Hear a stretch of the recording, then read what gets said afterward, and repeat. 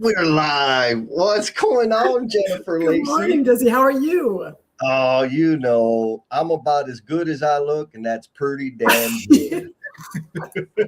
How's your week? How's the cold front affecting you, Jen? Um, I mean, it's been interesting because when I traveled this week, so I was and I when I started counting it, I'd been in like 5 different states, even though I don't feel like I'd done 5 different states worth of work, but I'd been in 5 different states between job sites and some other things this week. So the cold was like it was cool, then it was colder, then it was warm. I mean, it was so the temperature wasn't that big a deal this for me this week because I've hit kind of lots of different temperatures.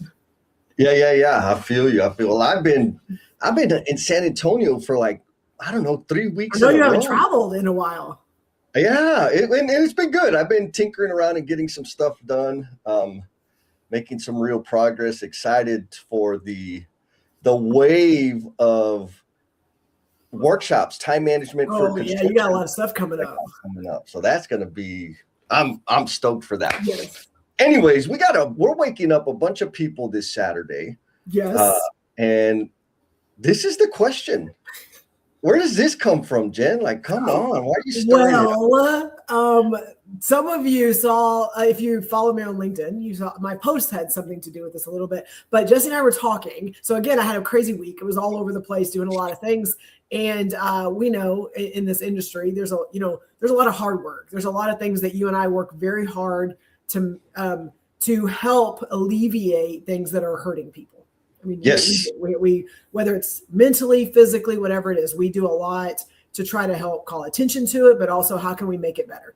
But it was an interesting thought as I was finishing up a very, I'm going to say grueling travel, lots of commitments week. And I was on an airplane flying home and I was exhausted. Like I was just like, I don't know if I have anything else in me. And I felt so fulfilled and so like just so much that I had gotten to do and impact. And I felt so good about it. But it was just like, but I was so tired.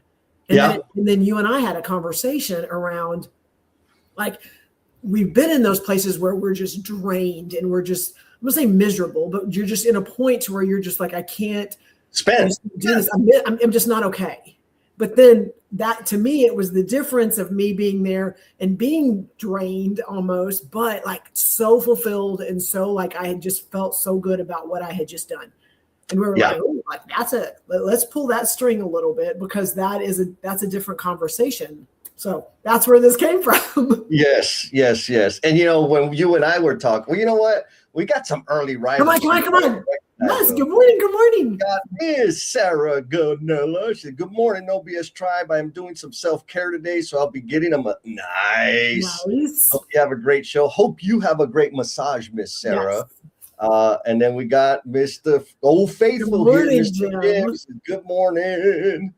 All right, so back to what we're talking about. Like you and I started talking about this, and I'm like, oh man, like I went into like flashback mode. I went back into the past of all the times when people have told me you're gonna die alone, you're never gonna have anybody, you work too much, all of those things. And I'm like, what are you talking about? Like, you think I'm miserable? I'm loving it. Yes. And then the contrast of there were times where I'm like, yeah, you're right. This sucks. And so it became this thing of like, I know how to work hard, right? I know how to put my head down and make shit happen. And I've done it in situations where it's reinvigorating. And I've done it in situations where it's just totally depleting. And I was like, oh yeah, we got to talk about this for sure. Most importantly, so that the tribe members, the lurkers out there kind of get a framework, because it's and one of our questions today is going to really poke at this. It's very easy to confuse that really negative situation with something noble, and that's exactly where I was back in the day. And so look, we got another early riser. Good morning. Yes, good morning, Steve. Here.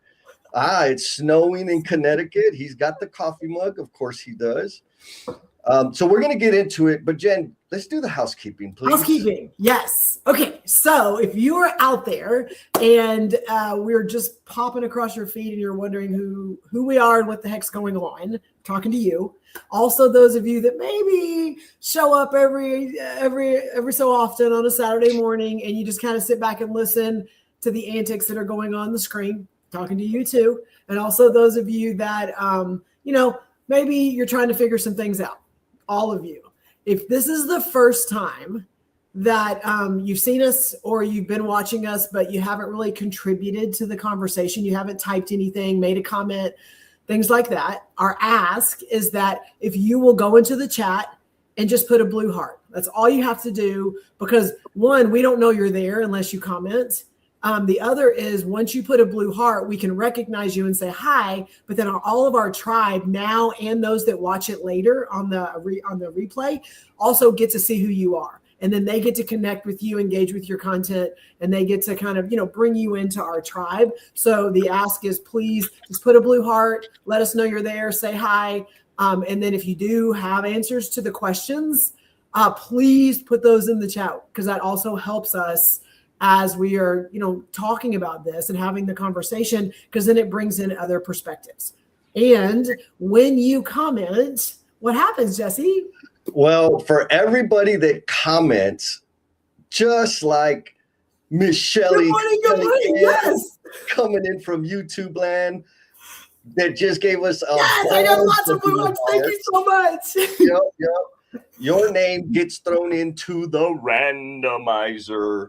And so at the top of the hour, what we'll do, it's a little raffle. We'll run the randomizer. And if your name gets selected, you get a 1 month pass to Emotional Bungee Jumpers and the Cultivation Crew. Yes. And I know those names probably don't mean anything to you, but what we're doing there is we're helping build the skills of communication and connection. Yes. So that you can like kick ass at your work, at home, in all the worlds that you roam. So, but you got it, just like Angela. And another thing, folks, I know Jen said it, but I'll make it super, super clear. The blue heart means I want to connect. Like, let's build. This is a community thing. We are better together.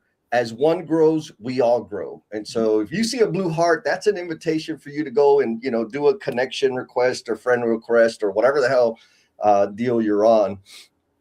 And so, all right. So we got it. We got Miss Shelley. We're going to have some fun. I know, right? Yes, absolutely.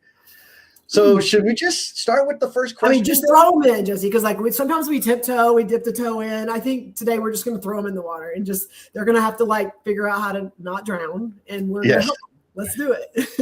All right. So here's the first question, folks. So this is for you guys out there in the Omniverse. Jen and I are going to talk about it, but we want to know, how do you distinguish between hard work that fuels you and hard work that drains you, that makes your energy battery go right? How do you distinguish? What's the difference? How do you look at it? What are the contributing factors? Like all of those things, what is it? Jen, do you have an example to help out? Well, I'm going to say the easy one for me is when I finish, am I just so ready to get done? Am I ready to just get it out of my head, walk away from it, leave it there? It's almost like the image of, some of you've seen it, where everything's blowing up in the background and you're just kind of walking away from it. Okay, I'm done with it. Okay. That to me is it didn't do anything but just check a box versus I'm excited for what's next, or I'm excited to get up in the morning. And usually my commitments are not like a 1 day, one decision commitment. So it's usually a project or something like that. And when I'm up in the morning, knowing it's going to be a tough day, it's going to be a hard day, I got a lot on my plate. I may not even be able to make all my phone calls because I got this, and this. Let's go. When I feel that, and again, I feel that a lot, those of you that are around me, then it's where I'm supposed to be. It's the work I'm supposed to be doing. And it's filling me and energizing me to be able to keep going, even if I'm going to be tired. I like that. So general the experience, right? Like the feeling, the sensation it gives you is, man, do I like it? Miss Linda, welcome, Linda. Hello, Linda. Is Linda Blue Heart or not? I think Linda's a Blue Heart. I don't know. Maybe. Okay, maybe I don't know. not. Linda, if it's your first time typing, please put Blue Heart. But welcome. Yes, she says, "Do I get to or do I have to?" Which I think I love that because that's a super simple framework. Yes versus oh God, why response. Yeah. And I'm going to add to that because I know for me, like, a lot of this stuff is really my mindset makes a huge difference about things.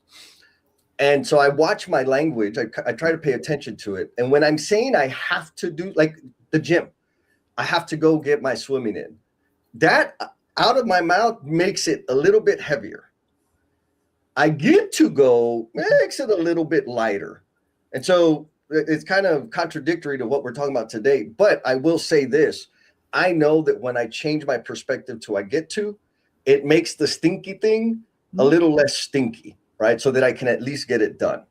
But back to like evaluating the work that we have in front of us, that either it's helping us or hurting us, is it like sucking the life out of me? And so for me, man, we got a bunch of people coming in. I love this.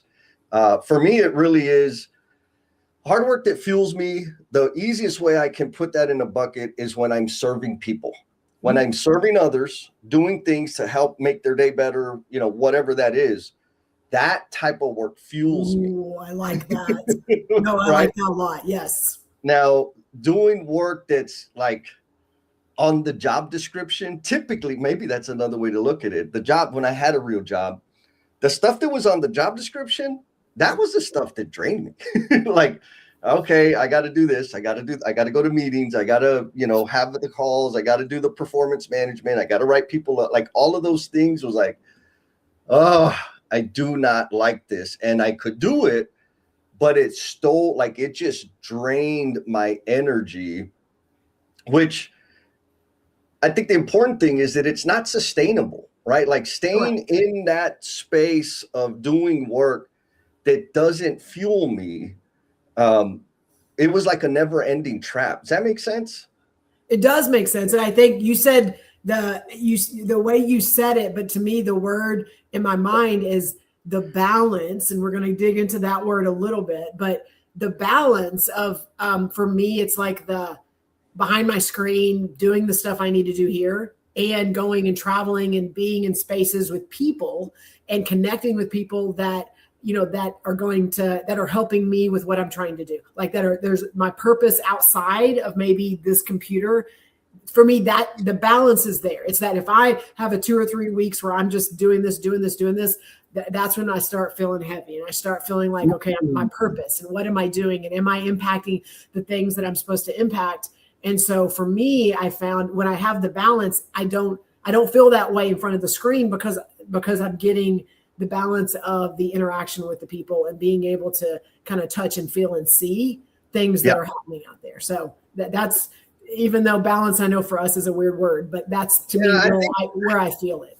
Yeah, we'll get into the balance idea. But what I heard you say sounds the way I can reconcile that in my head is the mix. Yes. You got to have a mix of high contact, human contact, and then, the digital world that we kind of, that work has turned into for a lot of us. Oh my God. Okay. So first we got Mr. Denver back again. Denver. How you doing, brother? And then we got this troublemaker. Hello. She says, #let's connect. So you already know, go connect with Cindy. And then we got Linda saying, I'm in, but what is this Blue Heart thing? I love you, Linda. Thank you. Blue Heart is just that you're new to the group, and it lets everyone know that you're new, so they can connect with you. So it's no big commitment. So don't worry about it. But the bungee jumping stuff, we'll talk about. Later. That is so awesome. I love it. And thank you for the question, Linda. It's super, super helpful. We also got Milo Franco coming in from YouTube. Says, good morning. Is it Mr. Milo? I think so. I think it is. Yes. That's the thing I don't like about YouTube. Is like can't see that, but it's fine. Yes. And then Steve Martin, I think this is another nice little framework, right? If it's on #trajectory towards better, it fuels my soul. Ooh, I like that. Yeah. And so I think the main point, folks, that like the whole purpose of this question is, do you even distinguish? Right? Because right. Some people just get up and go, and then they go to bed at night, and then they get up the next day, and they're just like, this is my job. This is what I have to do. And I'm just going to keep doing it. Because you said you kind of lived in a world like that, right? I have. And it was before I had these beautiful that Josh Young is calling out. I'm coming to get her, Josh. I'm coming to get her with the long hair. But I think that takes us to our next question. What do you think? Okay. Let's see. So here is the next question. Have you confused emptiness with loyalty and commitment? Jesse, you're just ripping off the Band-Aid. So one, please give some background. So we just got to fueling us, feeling energized and excited, which Jesse and I show up a lot like that, versus draining, just like, oh gosh, I have to do this kind of thing. So again, thanks for the comments. Please continue to add those. But Jesse, where did this question come from with loyalty and commitment and towing the line? Sometimes is what we say we have to do, but then what is the result of that? Yeah, I mean, there's a couple things, and particularly I experienced this confusion when I was a superintendent. When I was a foreman, maybe a little bit, but not so much. When I was an installer, I wasn't even thinking about this. But when I was a superintendent, that was the space where, in terms of this idea of confusing emptiness with loyalty and commitment, man, I'm competitive. I'm gonna win, or I'm gonna die trying, right? Mm-hmm. I'm just gonna put in the time, put in the effort, sacrifice whatever needs to be sacrificed to succeed at the thing. Now, the problem was the job, I hated it. It was cool, it looked cool until I got it, and then I'm like, oh man, this sucks. And I was empty. There was a very clear point. Actually, it was a super clear point. It's in the book, where I went and did a keynote for a group of parents at the local school district. And my takeaway from that keynote was, I can't do my job anymore. If I continue to do this job, I'll never be able to have that effect on people, or I might, but it's going to be just kind of here and there. And I need more of that. All of a sudden, there was a contrast between this work that fueled me and this work that drained me, but I didn't see it before that. And so when the work was eroding my soul, I just computed that as, well, that's part of the deal. I'm being loyal and I'm committed to my job. This is what that feels like. Mm-hmm. I was wrong and I couldn't see that, right? Mm-hmm. So what were the characteristics? What was I experiencing in that time? I hated getting up in the morning. Mm-hmm. Because I knew, all right, I got to go and argue with this freaking GC. I got to argue with my PM on this. I got to go write somebody up. It was Groundhog Day, and it was just oh man, okay, you got to go do it. Get up, make it happen. Get up, make it happen. And so it was very difficult. Did I continue doing it? Hell yeah, I kept doing it, because there was I had my reality. That was my reality, and I thought, I really believed I'm just being a badass employee. I'm being a badass superintendent, but I was miserable. I was sick. And also, for those of you that the Blue Hearts, if you don't know, I was also really deep into my addiction at that point in my life. And so, but looking back, I couldn't see it at the time, but looking back, I could see that I was so miserable doing this job with loyalty and commitment that I was numbing and masking what was really going on with it, which was a lack of connection and a lack of fulfillment. I was filling that with substances, with all kinds of vices, which again, it was an unsustainable model. And so for me, maybe that's a little darker than what most people experience, but that was the confusion that I had between my emptiness, that was actually what I was experiencing. And I thought it was loyalty and commitment, What do you think, Jen? Well, Jesse, and I want to like make I'm going to say disclaimer, because I know people are going to hear going, I mean, that's great, Jennifer and Jesse, like y'all got it figured out. Like, we are not saying that it's rainbows and sunshine and butterflies and that like you find that and then you don't have hard work and things don't suck and that you don't go, but this isn't fun. Like that, let's be clear. Like, we're not trying to say it's one or the other. We are trying to say that we know sometimes you're confusing things because you're trying to justify them. And what we're trying to do right now is kind of pull some layers back to be able to, of course, Denver, give him all the credit, give it to him. but pulling some layers back to go like, yes, there's days that I'm like, oh, like I just got to get through this. And and that doesn't have to be a bad thing. It's part of the process. What Steve said, is it helping me get better? Am I moving forward, or am I taking 10 steps back because of the situation that I'm in or because the people I'm around? And so I want to say that because you and I talk a lot about, I mean, we're 20, 30 years into our journey, and we're 4 or 5 years into really being intentional about the spaces that we're in. And not everyone's in the same space we are. So just want to make sure we're going to talk about some things and you're like, yeah, but I'm not there yet. That's okay. Because that's why we're talking about this, is that we want you to be like, start thinking about, oh, I'm making a choice, or I get to have a say. And I think we get in our corporate or our roles or our career paths, and it's just like, here's what I have to do. And I'm like, oh, but you still got a choice. Oh my God. Yeah. Like, it doesn't have to be that way. Yes. You know, my favorite question when people are reaching out of like, I have a leader that doesn't support me, blah, blah, blah, blah, blah. What do I do? I'm like, well, the easiest thing to do is go find another leader, man. Yes. Like, for real.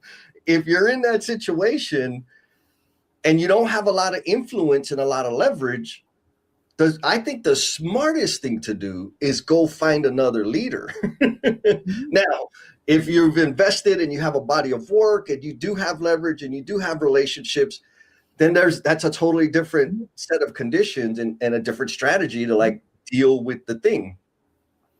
But I love that you pointed out, like, depending on where we are on our path in terms of maturity and contribution, this may not, like, there's some things to consider. We'll just say that. And Jesse, we've watched this over the course of even our 4 years doing this. Also, where you are in your vulnerability and what you're willing to share, and also what you're willing to push back on. And there are people that sometimes like, I'm not comfortable with that. I'm not willing to do, and that's okay, because that's a learned behavior. Totally. Now, I want to shout out another Hall of Famer. Yes. Hello, Terry. Terry just retired. What's that? Terry just retired. So he's probably like sitting back and chilling. I love that for him, because he's freaking amazing. But he dropped the link to the YouTube channel. So apparently LinkedIn's acting wonky. If you're having problems on the LinkedIn, go to YouTube and search No BS, NO space BS, and with Jen and Jess, and you'll find us. And if you need the link, Terry posted the link. Now, let's go a little. You want to go a little deeper, Jen? Of course. Or should I soften? Let me soften it up, and then we're going to go deeper. Okay, soften it first. So Christopher Johnson. Hello, Christopher. He's back. He says, happy weekend. What's up, Chris? Thank you. Mr. Abbas, another old faithful. How you doing, my friend? He says, good morning. All right. Y'all better be ready, because I'm coming for the kick in the teeth. And this one comes from Linda. Frankly, go ahead. People do that in marriages and friendships too. That's a heavy, big question. And so what I think Linda's talking about, or at least I'm going to contort it to this, is, have you confused emptiness with loyalty and commitment? Jen, what do you think? Oh, Jesse, this is one. We're in a little different situation than some people, but also, yes, Linda, 100%. And like, we can't project what works for us on other people. And I think that, and those of you that have been in this journey with us know Jesse and I we have consciously made decisions. We are not in we don't have significant others where we are in relationships and we are having to navigate through the emptiness versus loyalty piece when it comes to that type of relationship, because we've made a choice to not stay in an empty relationship. Is that a good declaration? I think, yeah, absolutely. I mean, mine's more complex, not as well thought out as what you just said, but I mean, like for real, there's a lot of levels. And I'm just so people know how mechanical I am. If I think of it, when I think about the decisions I've made that have saved me the most money, deciding to be single is number one. When I think about the decisions I've made that have saved me the most time, deciding to be single is number one, right? Like it's that, but yes, everything else you said too. Like, you know, I want to sound human. It's just, again, we've been in and out of a lot of different things, just like most people do in their careers. Most people do in their any kind of relationships, friendships, and others. There's draining, and then there's filling. And we talk about filling cups, draining cups, how you're filling other people's cups, how are you pulling from other people, and I mean, we talk about that in relationship and talking about relationships. And I think sometimes we got our job and then we have these other things. And I think you and I have realized the integration of the relationships and connections we're building is exactly in the same world and realm of the work we do. 100%. And which is perfect, right? The question, have you confused emptiness with loyalty and commitment? That's kind of like the hard work question, right? I'm doing work that's sucking the life out of me, but because I'm loyal and committed, I'm just going to keep putting up with the bullshit and doing the thing. And then again, Linda, I love this, Linda. You got to keep hammering us that we do that. Like we put up with the emptiness for the sake of because we've confused loyalty and commitment with emptiness. Like it's not the same thing. Mm-hmm. What I love about what Linda's bringing to the table is similar to what you've just said, is that in every situation, it's a relationship thing. Yes. Right? Like if it's at work, it's a relationship thing. If it's with friends and family and significant others, it's a relationship thing. Right? There's humans involved. So answer me this, Jen. Okay. Have you ever had to do shitty work? Like that you just didn't want to do, that there's no point, like you didn't have to do it. You didn't want to freaking do it, but you were with a group of freaking awesome people.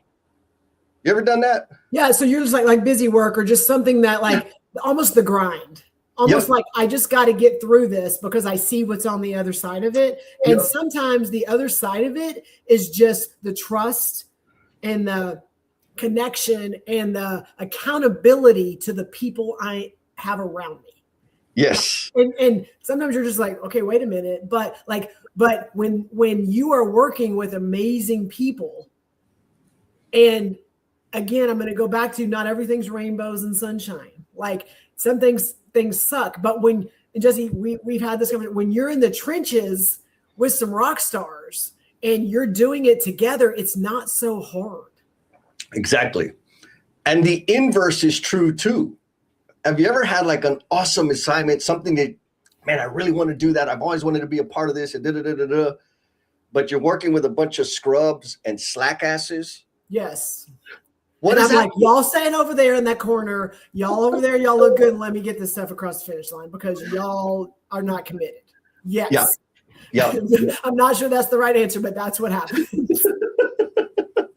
Well, and so part of the point, going back to the question, right, is have you confused emptiness with loyalty and commitment? The people you surround yourself with are a major factor in that.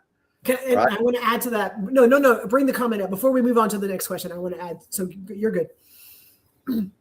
This one, just kind of one more time on what Linda brought, right? Like we do this in our marriage and our friendships too. Are we over investing in this loyalty and commitment thing at our own cost, at the cost of our joy and our ability to serve others? think about that. That's it. That's what I'm saying. Well, to me, it's kind of layered. And so I want to, when you are in a place, go back, will you pull the question back up one more time? Yes. When you are in a place where you're getting up and you're feeling the empty, okay, you're feeling like this is not filling me, this is not bringing me joy, this is not my purpose. I'm going to ask you to look at it through, I guess, 3 different layers. Number one, we default to, well, this company sucks, or this company is not aligned with me. So that's the first thing we do. Okay. Then we look at it as this job sucks. So my roles, my responsibilities, the things that I've been asked to do is not aligned with me. Yep. But the last thing we look at, which should be the first thing we look at, is the people that we're interacting with in our role, in our responsibility, and at the company. And we do it opposite of the way we should. When I'm miserable and I'm getting up in the morning and I don't want to go to work and I don't want to go and interact and do the things I'm asked to do, the first thing I should be asking myself is, number one, why? And I'm going to say 100% because I've been there, but you may not be there yet. So that's okay. Number one, the first thing will pop in your head. It's not that I have to sit in front of my computer and I have to get this deliverable done. It's either the expectation of the person I'm reporting to. It's either the team that I'm working with. Okay. Or it's the people around me that are either doing the hard work or not doing the hard work. But whatever it is, it's going to come down to most of the time a person, maybe even a group of people. So, and again, you may go through all 3 layers. This person I'm not aligned with either their expectations of me or what I thought this was, then the roles and the responsibilities, then the company. And when you do it that way, sometimes it doesn't become this company is the reason or this role is the reason. And I'm not saying that you're all of a sudden going to know exactly what you need to fix, but if it's a person or, something that has to do with another individual, then you get to make a choice. Yes. Sometimes you don't get to make a choice and rewrite the job description. You don't get to change the hierarchy and the structure of an organization and the leadership. You don't get to do all that. But when it becomes a person, then it comes down to a lot of the things that you and I teach and we coach the skills of. Then it becomes that interaction between you and another human being. Well, and I'm going to go a little deeper. Do it. Because what I'm hearing you talk about, and I 100% support, is freaking taking ownership of the situation. Yes. Right? Like, if I blame the company, what is that? I'm going to have a conversation with their EIN number? Right. There's nothing I could do to or about the company. If it's my role, okay, if we rewrite the job description, does that make it better? No. But when I think about what are the decisions I'm making, what are the things that I'm tolerating, now I have ownership. And because I'm getting tighter, that then helps me say, oh, maybe it's these people or the behavior, let's be nice, the behaviors of these people. Then now I'm equipped to take act because I can do something about that, right? I can have a conversation with them. I could quit. There's a lot of things I can do now. But if it's the company, there's nothing I can do about that. Or start your own company, right? Because there are some people out there that are in a phenomenal situation like this guy right here. He says he loves all his coworkers. That's me, and I'm a solopreneur, so of course I love all my coworkers. Oh my God. Okay. So I think we hopefully we hit that and it's clear to our people, but I also want to share some cheat codes, right? Some things to think about. And again, this comes from the tribe. Mr. Proffer says, investigate the EOS, delegate, elevate tool. Yep. Doing draining work is bad for business. So, and this is going to be perfect for the next question. So we're going to come back to that one, Terry. Mr. Milo says, to me, it's about living out one's vocation, right? And I think that there's I think that's a dense and meaningful statement, right? Living out one's vocation. Don't you have a book about that? I think I do. Something about becoming the promise you're intended to be. And you mentioned earlier, you mentioned purpose, right? What's our purpose? What is your purpose? And like straight up, you mentioned the book.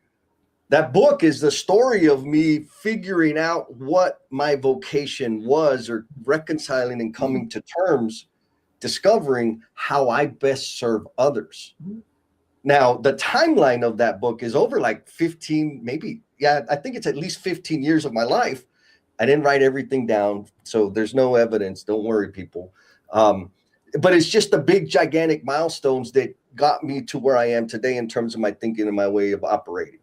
And so living out my vocation, I was not doing that when I was in that superintendent role, right? I was doing a job and I was good at it, or at least I thought I was. Anyways, but it was not having the impact on the world that I'm having today.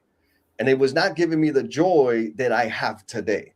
And so figuring that out in that book, that's there's the story behind that, an idea to share that. But Milo said it, man. It's like, to me, it's about living out one's vocation. So how do you do that? First, figure out what the hell that is.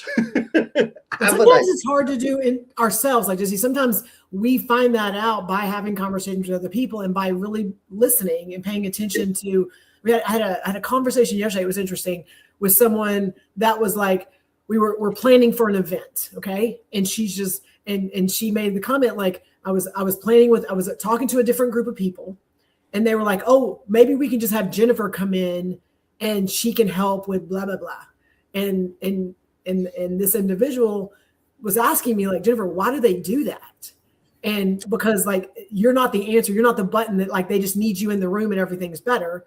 And so we were talking about it, and then she says, I think in their minds it's your energy that's in the room. She goes, but it's really because you know how to talk to people.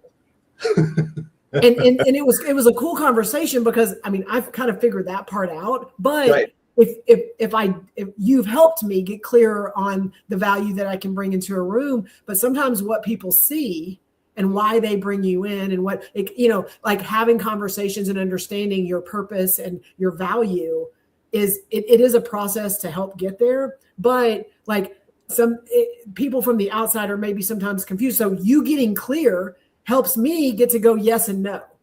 Yes, I'm happy to help you, or no, that is not helping me fulfill my purpose. Yes. Sometimes to get clear helps us then kind of eliminate some of the things that are pulling us in the wrong direction, that drain us.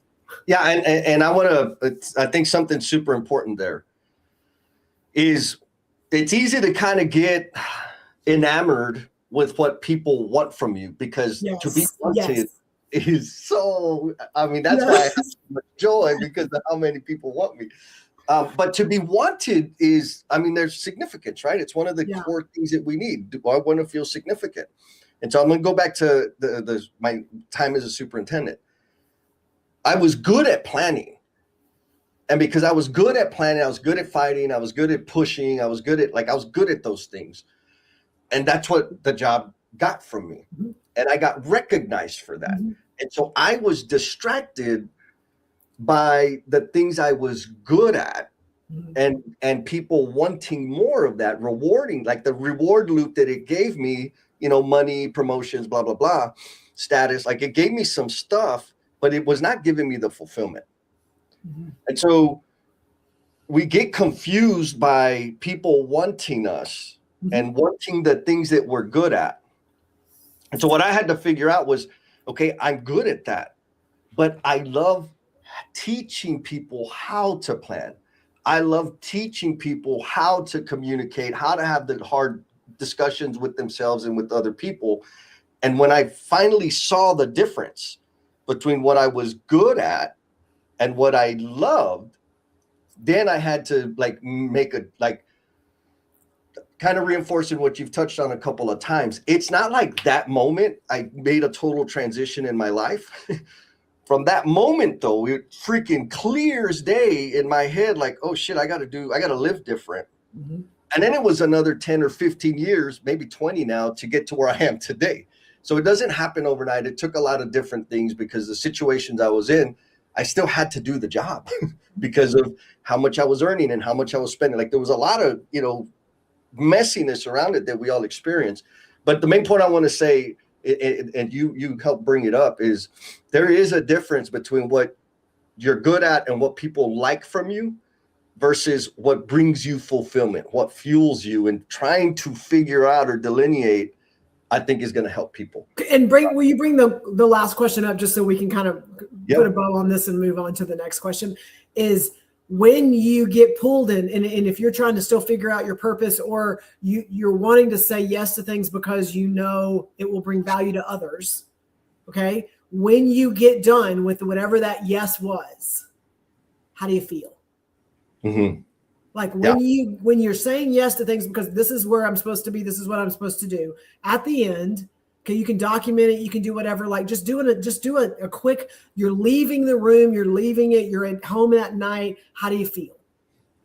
Do you feel like, heck yeah, I just did this, or you're just like, ugh, like hopefully I don't have to do that again for a while. Like do a self-assessment and again, we have to do tough things sometimes. We have to work hard. Sometimes it's not fun, but are you having more of those days on just whatever those are, or is it like, heck yeah, let me do that again? What is this? I feel like I connected with somebody. I made a difference. Somebody had an aha moment when I leave and I'm at home at night thinking about what I just did today.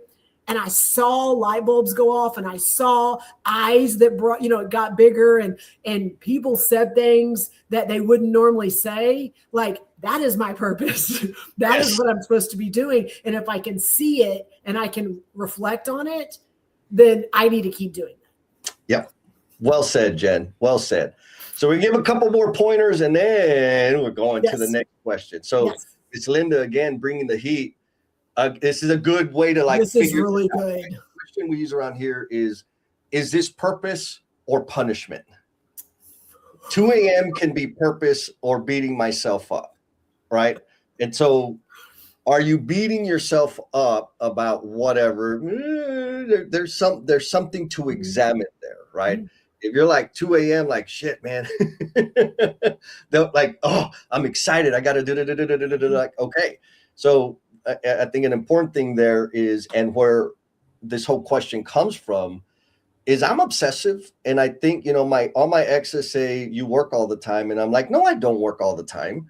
Like, technically, here's my timesheet. Here's how many hours I get paid. Like, I could prove I don't work all the time. And I was right, like correct. But I thought about work all the time. Yeah. Like, that's all I thought about. And that was the problem back then. Now, I still obsess about, my work, to use Milo's term, my vocation in life. I obsess about that incessantly. But I'm not neglecting everything around me like I used to, including myself. And I think for me, that is the most important thing, because I also know I'm not like normal people, like healthy people, in that I spend time with family all the time or whatever. Like, I don't, it doesn't occur to me. A friend of mine, she actually did a timeline.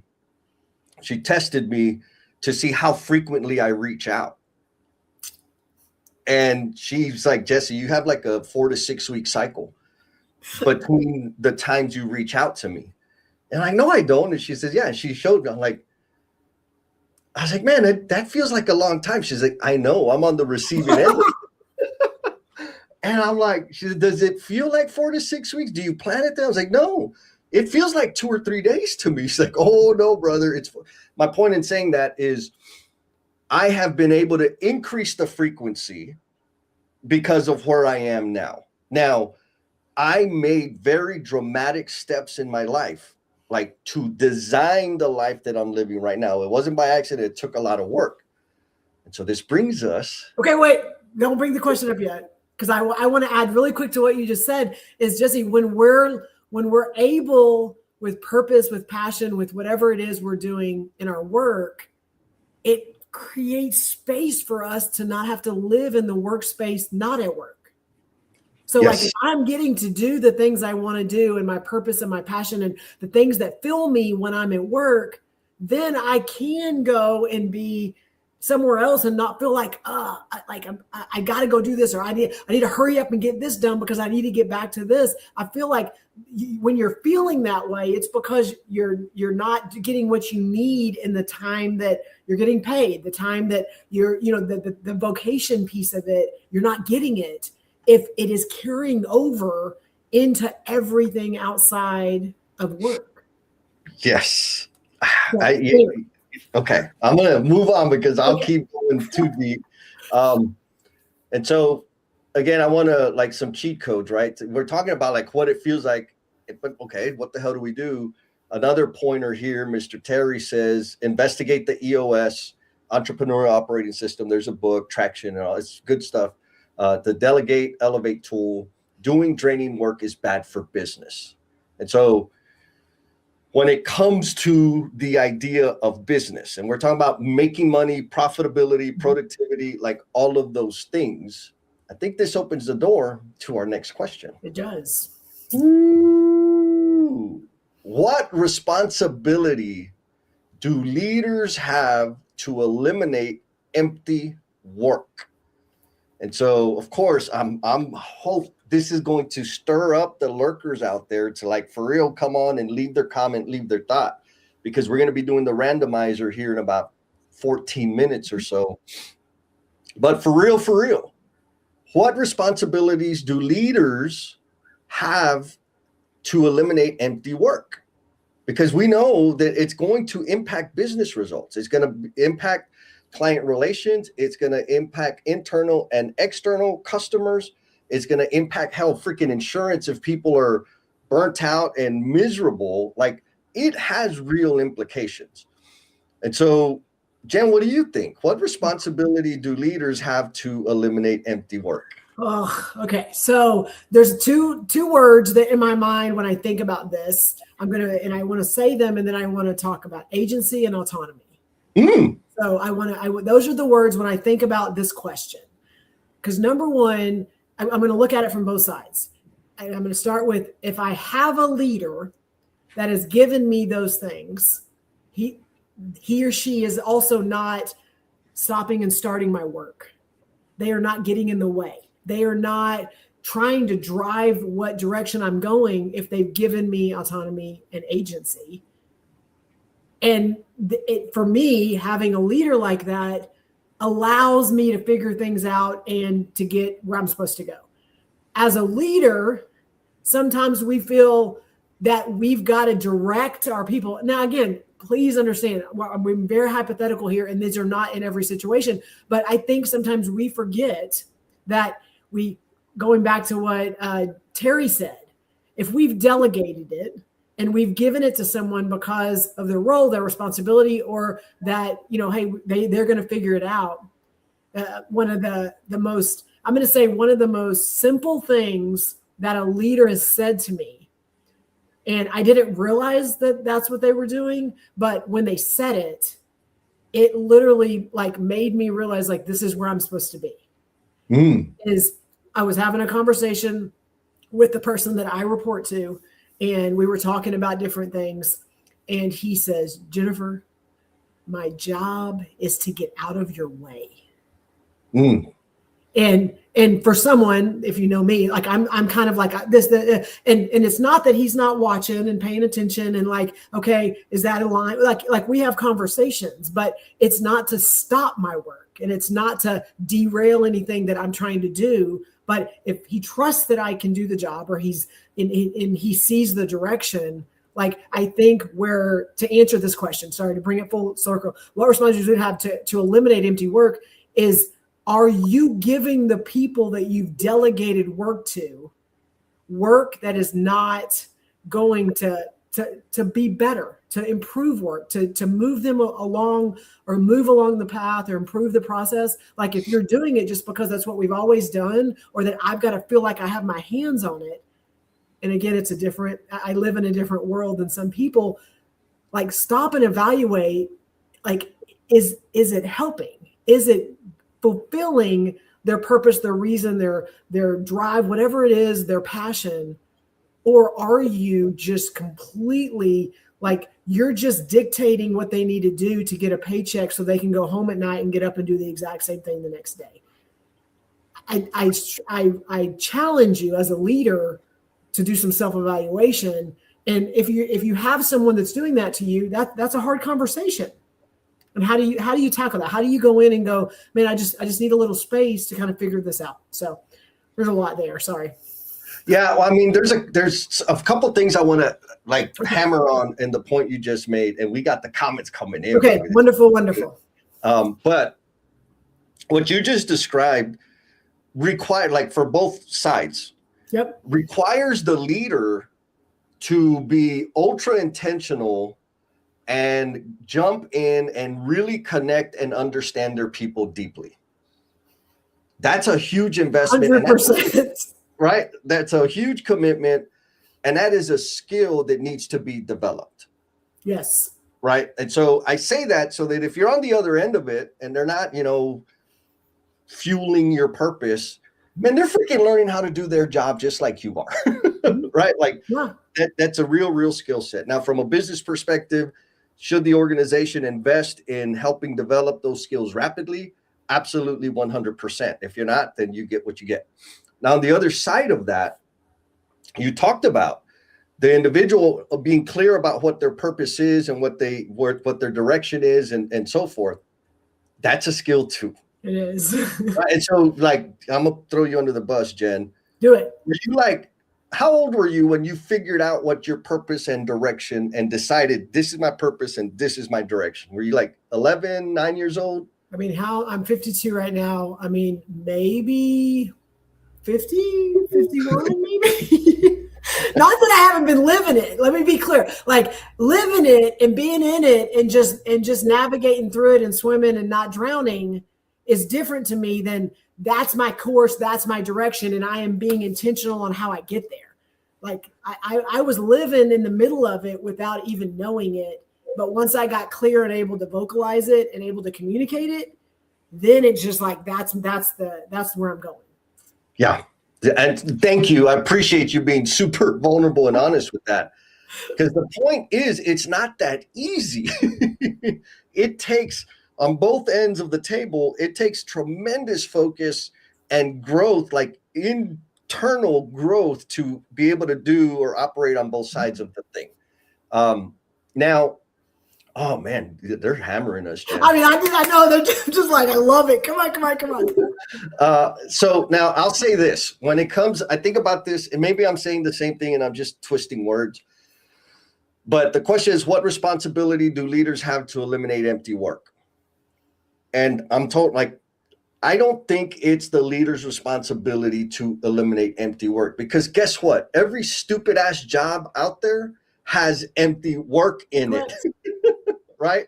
Unless you love all of your coworkers, where's that guy? Oh, he disappeared already. Then you're in a very rare situation. But there's always empty work. What is empty work, Desi? Will you define that for Yeah. I'll give some example. Okay. Timesheets, okay. Expense reports, right? Replying to emails. For necessary waste, maybe? Yeah, but I don't know that everybody understands that framework. Okay. Right? It's just the bullshit that has to be done. Okay. Right? I would love to live stream naked, but I got to put clothes on because. And you have a co-host that will not allow you to do that. And we'll have too many followers, and we'll lose the connection with people. So I got to do it. It's not something that I necessarily, I want to do. It's just the things that we got to do, right? The incidental things that have to be done. So to me, that qualifies as empty work, right? Now we could go deeper and, all get into it, but I want to just keep it simple. And so I don't know that it's necessary. How can you eliminate that, right? Question number one. But I think it's more a question of not how do we eliminate empty work, but how do we design in meaningful work? Yes, that's a great point. Yes. I think that's the game. And I can't remember which book it is. I think it's 5 geniuses work. Oh yeah, I think somebody actually wrote it in the comment, but it's the 5 Working Geniuses by Patrick Lencioni. That's the one. Yes, somebody actually said it in the comments. Yes. Oh shit, we got gangsters on the call, and so that's the question: is how do we design meaningful work in? Because there is going to be empty work. Because there is going to be, just the freaking all-nighters, right? Shutdowns, and that is going to happen. But how do we design in meaningful work as a leader, right? So that we can have provide a more meaningful experience for our people. It's not to say that 1,000% of the time everybody has to be totally fulfilled and enamored with their job and just growing like flowers. Like, this is real life. And I think this is a mistake that a lot of us make, because I know I've made it too, is, I'm a huge advocate for fulfillment. Mm-hmm. And I have designed my life so that I can spend as much time as possible doing things that fulfill me. Mm-hmm. That required for me to start my own business. And I think that's the issue, is a lot of us expect our job to provide us with fulfillment. And that is an unreal expectation. That's a bold statement, Jesse. What do you think, Jen? No, I completely agree. And I think that we look for it in it, which means we're looking for fulfillment in what other people can do and help us with. Yep. We don't look at ourselves enough. And so it's that statement in itself is, if you're looking for happiness outside of things that you have control of, you're not going to be happy. Yeah. Yeah. It's the same. My job is not to make you happy, but if I make you happy, it's in your best interest to keep me around. Right? Like, it's that easy. Well, as a leader, and again, great comments, and I want to make sure we're bringing them back. As a leader, are you figuring out, if you're leading Jesse and I, and we're people that work with you, do you understand what Jesse needs? Do you understand what I need? Well, you can't do that if you don't know who we are. We don't have conversations. You haven't figured out this is what's important to me. Now, what's important to me may not be completely part of my roles and responsibility. But I'm going to tell you, 6 years ago, when I got the role that I have now, and I helped them write the roles and responsibilities. So I helped them create it 6 years ago. Now I'm going to say maybe 5% of that role, that job description is even relevant. and I helped him write it. So it's like, do we allow the evolution and what that looks like for people to be a part of their growth, or are we putting a round peg in a square hole? Like, that, to me, that's where the leaders can have some impact, and they can have some influence. And I think Linda even said, there was a comment over there that I feel there's a lot of comments. I know, but it was like, how, do we allow those things to happen throughout the process, or are we just plugging and playing? Are we just putting people in places and not realizing that, oh yeah, there's this human being over here that also has these passion projects or these things like that? And I think we, sometimes as leaders, forget that their job is not the only thing that matters to them. 100%. And I was one of those guys. Like, what do you mean you're going to go, your wife's having a kid? Like, you ain't doing nothing. Why you got to be there? Which, like, I've said that. Yes. Okay. Yes. All right, so we got some massive comments. Miss Carolina, what's going on? Hello, I think it's the blue heart, but I don't know. So go ahead. That's all right. She says, leaders must provide range, but at the same time, the more seasoned individual contributors who know what their passions are can co-create that. And you just said that, right? Like, co-create. I love that. Nice and concise. Co-create whatever the hell that is. For early career development, it is crucial that we provide projects that allow people to find that range, right? So a very tactical, very straightforward, this is what you can do as a leader to, like, minimize that empty work. Yes. But there's going to be empty work. So suck it up. Mr. Christopher Johnson, thank you, sir. He says a good leader can remove roadblocks and continue the strategy and mission. Amen. Right? Remove roadblocks, make green lights, put some fuel in the thing. And I think, one of the things that I've had the fortune of working with some freaking amazing leaders. Mm-hmm. And one of my leaders asked me, like, what do you want to do? And my answer was nothing related to the job. And he said, I told him, I said, what I see is me speaking to parents, students, and educators about careers in the trades nationally. It had nothing to do. I mean, it was kind of adjacent to the work that was my responsibilities, but like not my job description.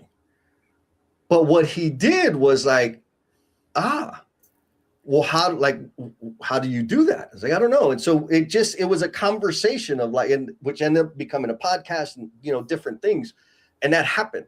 And so the fact that he was interested in something that I cared about deeply and just showed interest in it, massive, massive impact.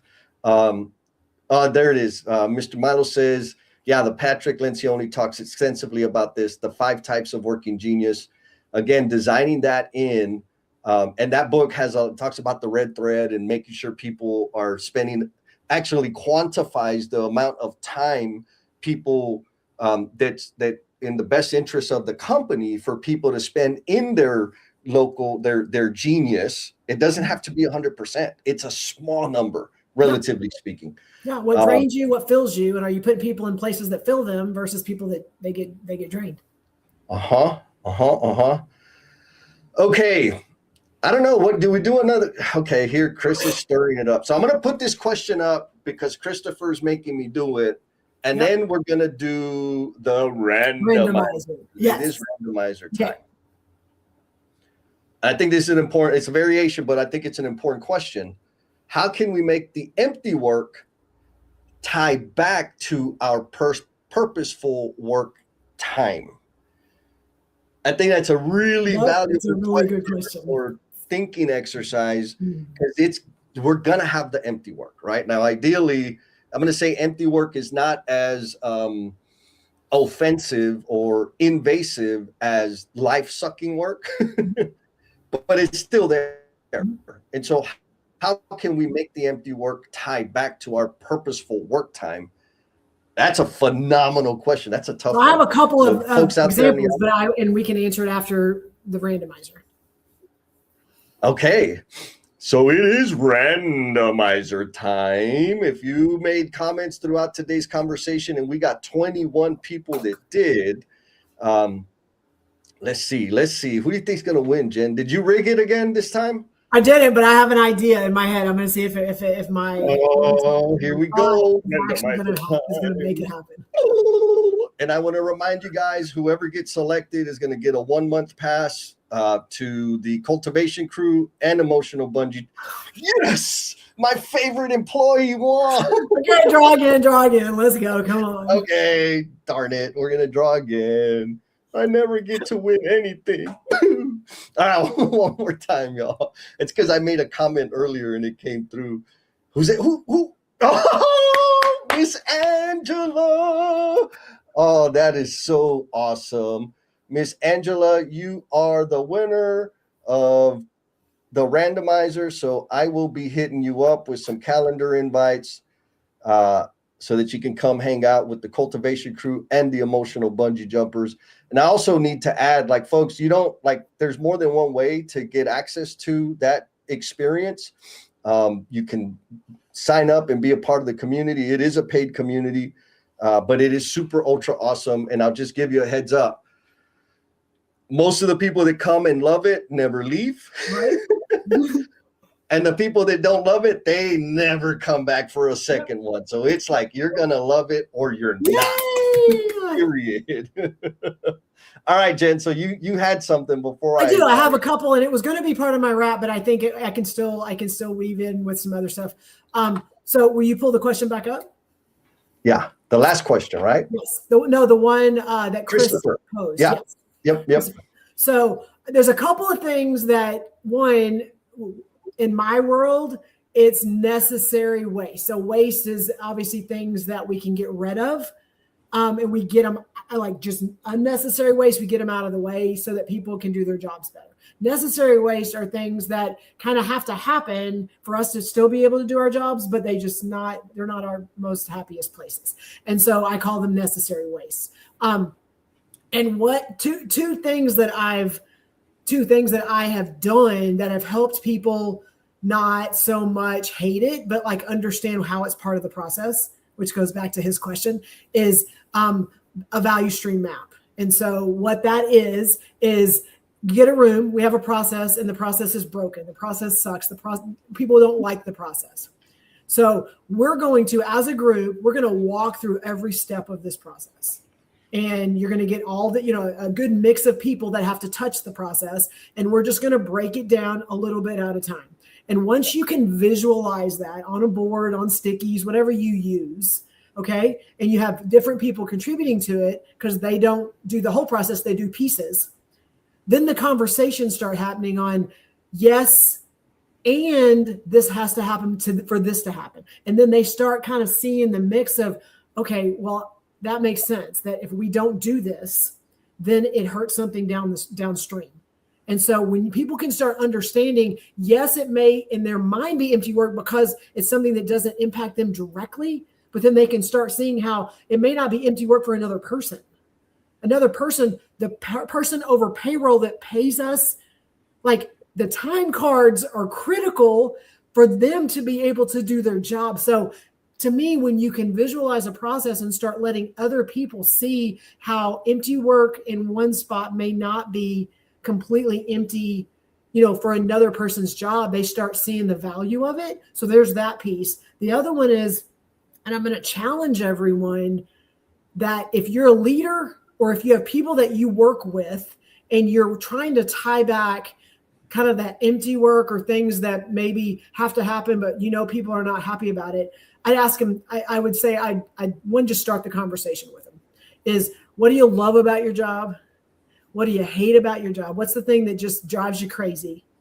And what do you want to learn more about? You're giving them a big, I guess, way to communicate to you, a glimpse of maybe something that brings them happiness and joy, a glimpse of things that, man, they hate having to do this. And then also, like, I'd really like to be able to do something here.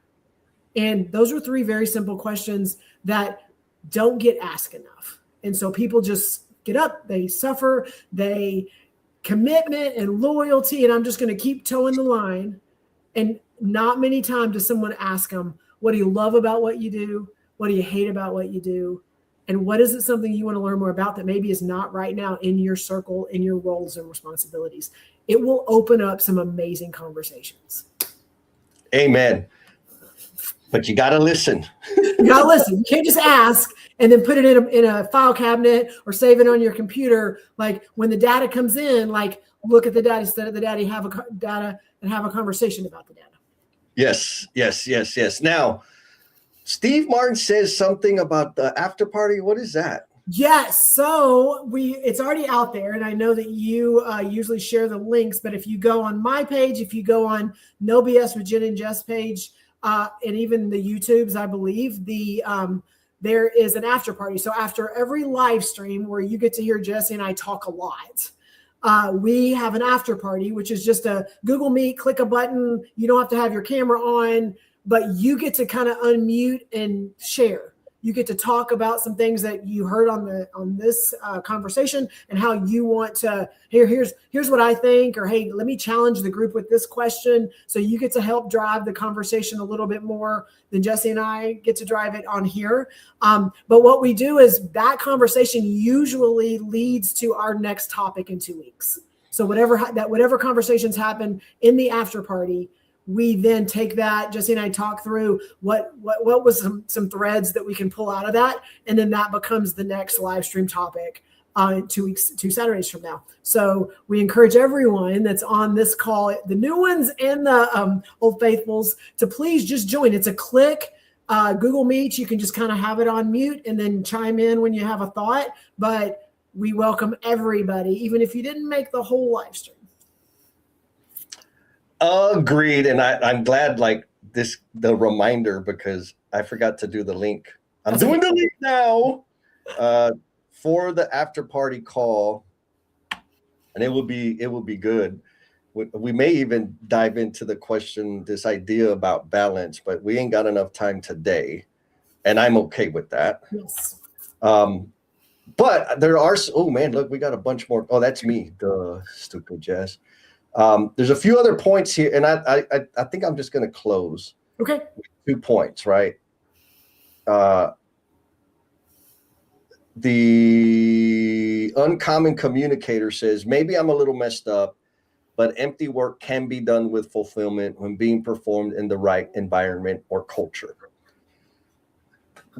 What do you think, Jen? I mean, you know where I live and what I try to do to make that environment and culture the best it can be to value the human beings that are in it. So I agree that sometimes it's a yes, and we're going to make it the best we can because we still have to do it. Yeah. Go ahead. No, you're good. And so what I want to like kind of takes us back to the whole big picture, right? Is a lot of us are very, very committed to the people that we serve, that had that, and the venue for that to occur is in our job. Mm-hmm. And so externally, people will confuse that and say, oh my God, you just do too, but you don't understand. I'm getting fulfillment. Now, here's the thing, from the outside eye, it looks the same. When I was miserable and working my ass off and obsessing about or worried about all the problems and whatever, or I was stuck in, I love this word, administrivia, like doing bullshit, because that's what we're supposed to do. That's what gets you the promotion, like blah, blah, blah. And miserable, I was still working enormous hours. I was still obsessed. But internally what I was feeling was entirely different. But to the outside eye, it looks the same. And so back to what James said, it like for real, depending on the environment that you're in, like we said this already, if you're in a situation where you're drained and exhausted and just dread going back to work the next day, the easy button is find a better leader. I mean, and here's the beautiful thing, like specifically in construction, that used to be extremely difficult. It's like to find them. It's not as difficult as it used to be for 2 reasons. One, they're visible on social media. You can go and interact with people that work for that firm or outfit and say, hey man, like, how is it?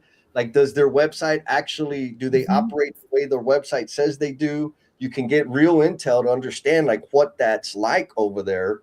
And they're super accessible, super visible. And there's a growing number of people-centered, people-focused leaders that are actually designing the work to better serve the people, designing the employee's experience. And so if you're in the misery state, you ever seen the movie Misery with Kathy Bates? Yes. Oh, I love this movie. So if you're in the misery, chained to the bed with the blocks between your ankles, and she's got that sledgehammer, and you're hoping she doesn't swing, don't hope, man. Start hunting, start looking around, start interacting with people, because you don't have to be there. I know it's easy for me to say that. And believe me, I know how difficult it is to leave a place. But what's more important is that you land in a fertile environment, in an environment that is going to nurture your soul. So much so that the empty work is not that big a deal. Right? So much so, or they've taken tactical measures to, like you said, to map the value stream and help everybody understand the connectivity between the things and the necessary. And more importantly, they stay focused on the intended outcome. Yes. Who are we trying to serve? What problem are we trying to solve? What does winning look like? And continuing down that path, you'll have a different life. Am I lying, Jen?